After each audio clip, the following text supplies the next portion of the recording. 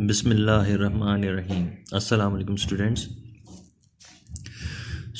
आज हम chapter number 5 की एक्सरसाइज 5.2 करने जा रहे हैं, जिसका क्वेश्चन नंबर 4 है और पार्ट 4 और 5। तो स्टूडेंट्स, मैंने पार्ट 4 को जो है वो कॉपी कर लिया है, जो कि कुछ इस तरह है कि x+4 whole into x-5 whole into x+6 whole into x-7 and -504। तो स्टूडेंट्स, अगेन वही टॉपिक है फैक्टराइजेशन वाला, तो हमें इसको फैक्टराइज करना है।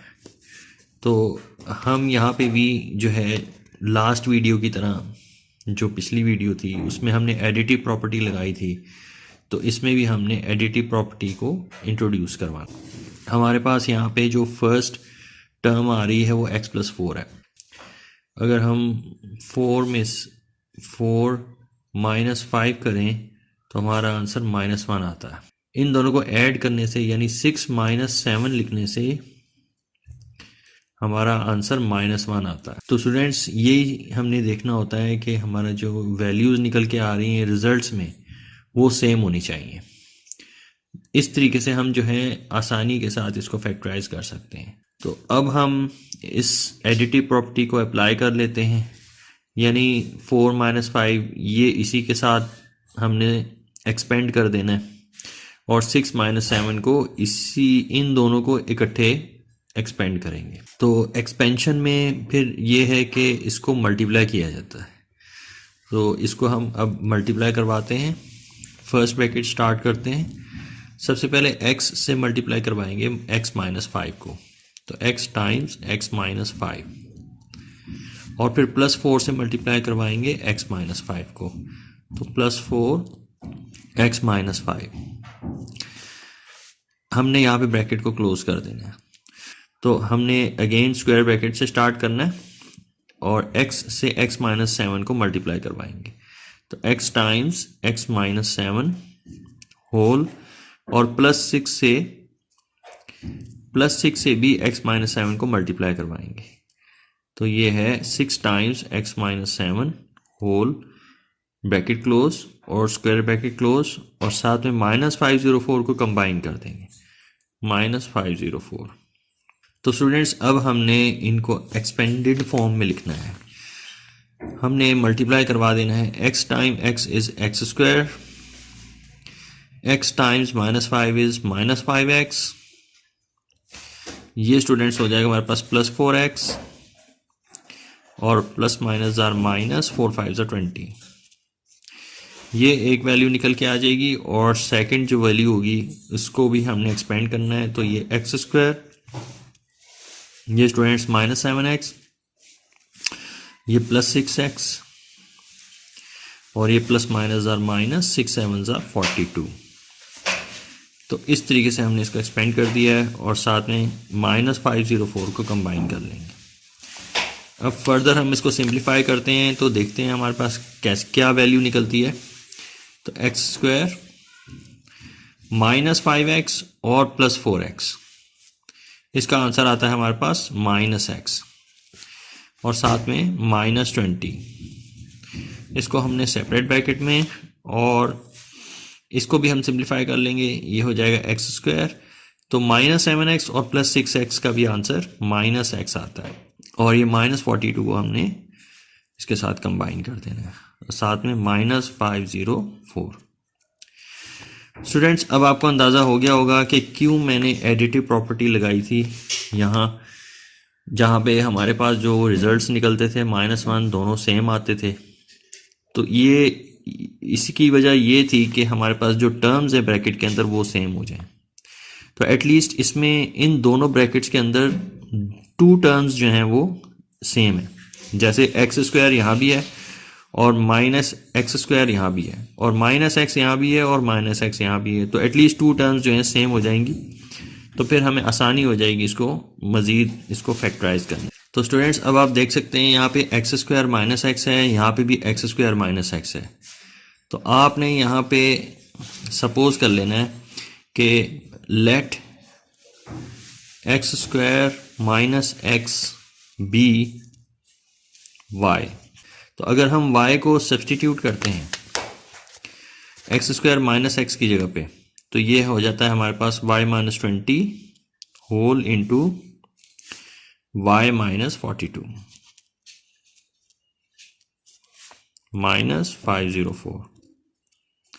तो स्टूडेंट्स अब और भी ज़्यादा आसानी हो जाएगी इसको सॉल्व करने में। अब स्टूडेंट्स अगेन हमने यहाँ पे एक्सपेंशन करनी है। तो एक्सपेंशन कैसे करेंगे कि y से मल्टीप्लाई करवाएंगे y माइनस 42 को, और माइनस 20 से भी मल्टीप्लाई करवाएंगे y माइनस 42 को, और साथ में है माइनस 504। अब हमने इसको जब मल्टीप्लाई करना है तो हमारे पास वैल्यू आएगी y स्क्वायर माइनस 42y,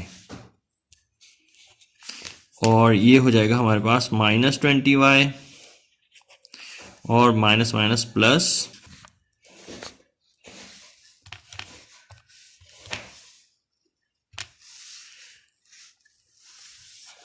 तो स्टूडेंट्स यहाँ पे 20 माइनस माइनस प्लस हो जाएगा, और 20 को 42 से मल्टीप्लाई करेंगे तो 840 आंसर आ जाएगा,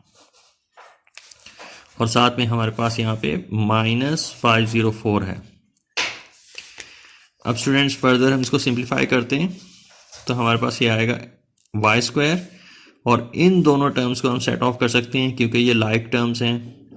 तो इन दोनों को सेट ऑफ करने से हमारे पास आंसर आता है माइनस 62y, और 840 में से 504 माइनस करेंगे तो हमारे पास आंसर आ जाएगा प्लस का 336।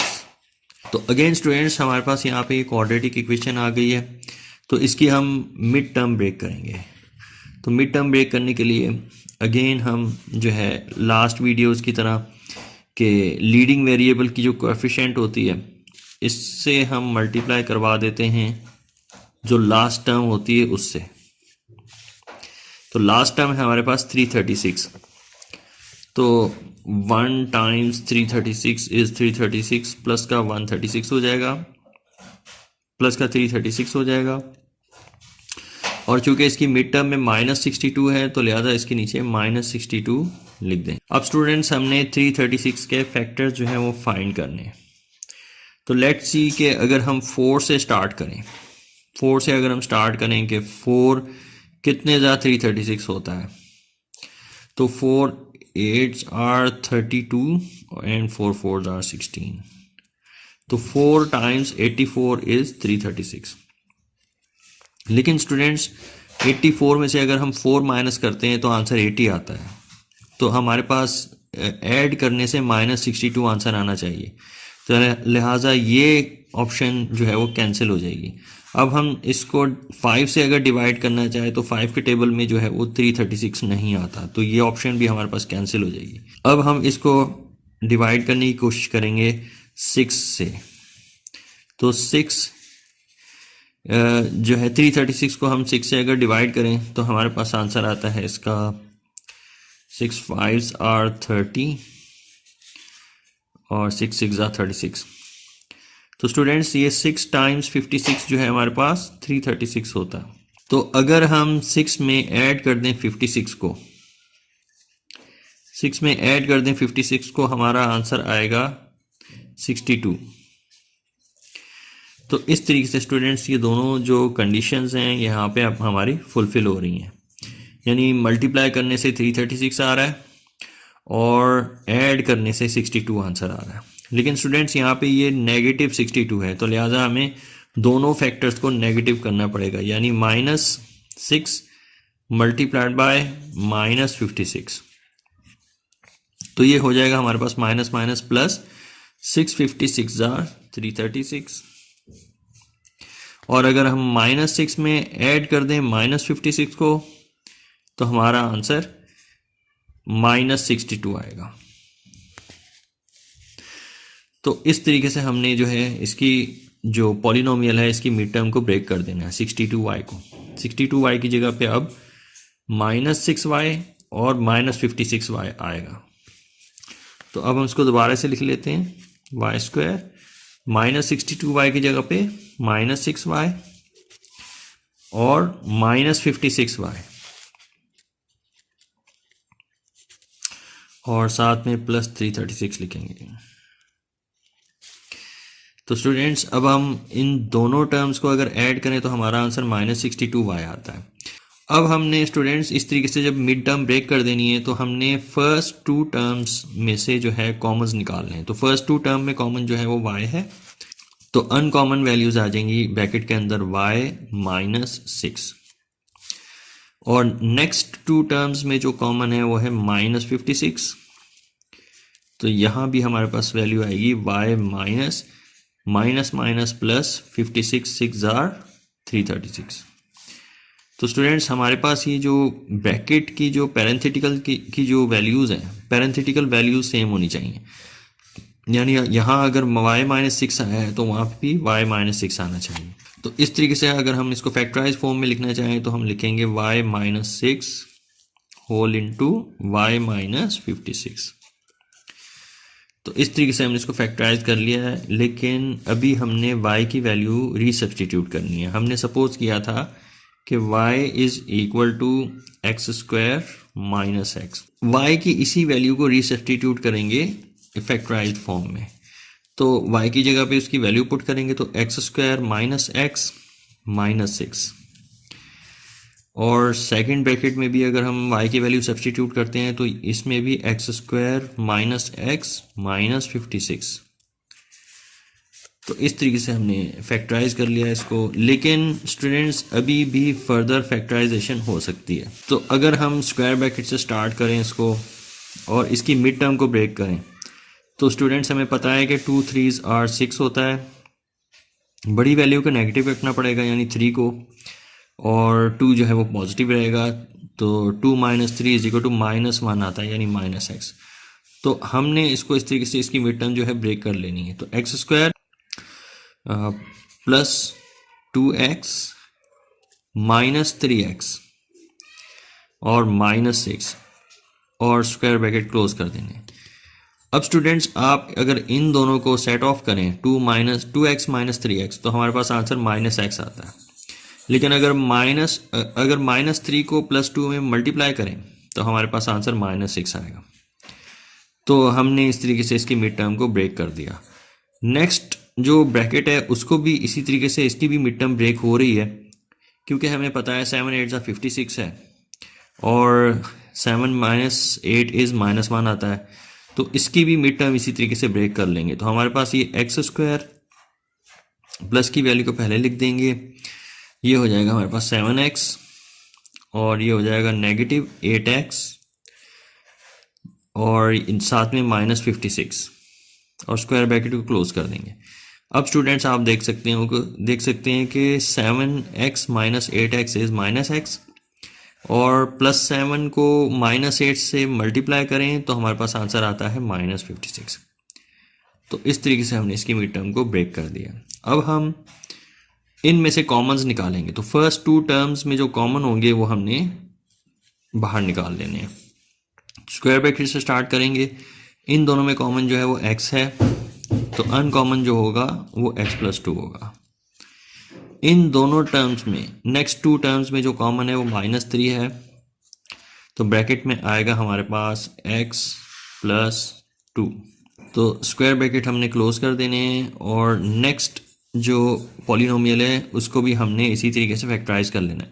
तो फर्स्ट टू टर्म्स में जो कॉमन है वो है x, और जो अनकॉमन है इसमें वो हो जाएगा हमारे पास x + 7, और जो नेक्स्ट टू टर्म्स हैं उसमें कॉमन -8 है, और जो अनकॉमन है -8 को x से मल्टीप्लाई करें तो -8x आएगा। -8 को अगर +7 से मल्टीप्लाई करें तो -8 × +7 इज -56। तो इस तरीके से हमने इसको जो है वो लिख लेना है। अब इसको फर्दर सॉल्व करेंगे तो हमारे पास ये फैक्टर्स निकलते हैं x + 2 whole into x - 3। x - 3 ये इस ब्रैकेट में से निकले और उस ब्रैकेट में हमारे पास x + 7 और x - 8। तो ये स्टूडेंट्स हमारा फाइनल आंसर। इसको हम दोबारा से लिख लेते हैं x + 2 whole into x - 3 whole into x plus 7 whole into x minus 8। तो स्टूडेंट्स इस तरीके से हमने इसको फैक्टराइज कर लिया, ये है हमारा फाइनल आंसर। जी स्टूडेंट्स, अब हम क्वेश्चन नंबर 4 का पार्ट 5 करने जा रहे हैं। ये चैप्टर नंबर 5 और एक्सरसाइज 5.2 है और टॉपिक है फैक्टराइजेशन। तो अगेन हमारे पास ये पॉलिनोमियल है, x plus 1 whole into x plus 2 whole into x plus 3 whole into x plus 6 minus 3x square. तो स्टूडेंट्स इसके सॉल्व करने का आसान तरीका ये है कि यहाँ पे अगर हम एडिटिव प्रॉपर्टी लगाना चाहें तो वो पॉसिबल नहीं है, क्योंकि अगर हम 1 प्लस 2 करें तो 3 आंसर आता है, जबकि 3 प्लस 6 करें तो 9, और अगर हम 2 प्लस 3 करते हैं तो 5 आंसर आता है, और 6 प्लस 1 करें तो 7। तो ये आपस में जो है एडिटिव प्रॉपर्टी जो है वो मैच नहीं करती। तो यहाँ पे हमें मल्टीप्लिकेटिव प्रॉपर्टी लगानी पड़ेगी। तो मल्टीप्लिकेटिव में हम ये देखेंगे कि अगर हम 1 को 2 से मल्टीप्लाई करते हैं तो आंसर 2 आएगा, और 3 को 6 से मल्टीप्लाई करते हैं तो 18 आंसर आता है। रीअरेंज करके देखें कि अगर 2 से हम 3 को मल्टीप्लाई करें तो आंसर 6 है, अगर हम 2 से मल्टीप्लाई कर देते हैं, इस 2 से मल्टीप्लाई कर देते हैं 3 को, तो आंसर 6 है। अगर हम इसको 6 को इस 1 से मल्टीप्लाई करें और 3 को 2 से मल्टीप्लाई करें तो हमारे पास आंसर सेम आते हैं। तो 2 को 3 से मल्टीप्लाई करने से 6 आंसर आया, और 6 को 1 से मल्टीप्लाई करने पे भी 6 आंसर आता है। तो हम इस तरीके से इनको इकट्ठा करके लिख सकते हैं कि इनकी जो मल्टीप्लाई करने से वैल्यूज़ आ रही हैं वो सेम है। तो लिहाजा मैं x प्लस 1 को x प्लस 6 के साथ अरेंज करके लिख दूंगा। तो हमारे पास ये x प्लस 1 है, तो x प्लस 1 को हमने x प्लस 6 के साथ अरेंज कर देना, और x प्लस 2 को x प्लस 3 से मिला लेना, और साथ में माइनस 3x स्क्वायर। तो स्टूडेंट्स अब इस तरीके से हम इसको जो है एक्सपेंड करेंगे। अब हमने जो पहली 2 टर्म्स हैं इनको मल्टीप्लाई करना है सेपरेटली, और नेक्स्ट 2 टर्म्स को सेपरेटली मल्टीप्लाई करना। तो हमने स्क्वायर ब्रैकेट से स्टार्ट करना है, x से मल्टीप्लाई करेंगे x प्लस 6 को, और प्लस 1 से मल्टीप्लाई करेंगे x प्लस 6 को, स्क्वायर ब्रैकेट क्लोज, और दूसरे स्क्वायर ब्रैकेट में इन दोनों को एक्सपेंड कर देना है। तो ये हो जाता है हमारे पास, x से मल्टीप्लाई करवाएंगे x प्लस 3 को, और प्लस 2 से मल्टीप्लाई करवाएंगे x प्लस 3 को, ब्रैकेट्स को क्लोज कर देंगे, और माइनस 3x स्क्वायर। तो अब हमारे पास जो है अगर हम इसको एक्सपेंड करें तो ये हो जाता है हमारे पास x स्क्वायर, और ये 6x, 1 को x से मल्टीप्लाई करेंगे प्लस x और प्लस 6, ये एक ब्रैकेट, और दूसरे में भी आपने इनको मल्टीप्लाई कर देना है। तो ये x square plus 3x plus 2x plus 2 3s are 6, ये हो जाएगा हमारे पास सेकंड पोलिनोमियल, और माइनस 3x को इस तरीके से हमने कंबाइन कर देना है। अब स्टूडेंट्स इसको हम फर्दर सिंप्लीफाइड फॉर्म में लिखेंगे, एक्स स्क्वायर, इन दोनों टर्म्स को, ये दोनों लाइक टर्म्स है, दोनों को सेट ऑफ करेंगे तो प्लस 7x और प्लस 6 हमारा आंसर आ जाएगा। इसी तरीके से इसको भी हमने सिंप्लीफाइड फॉर्म में लिखना है।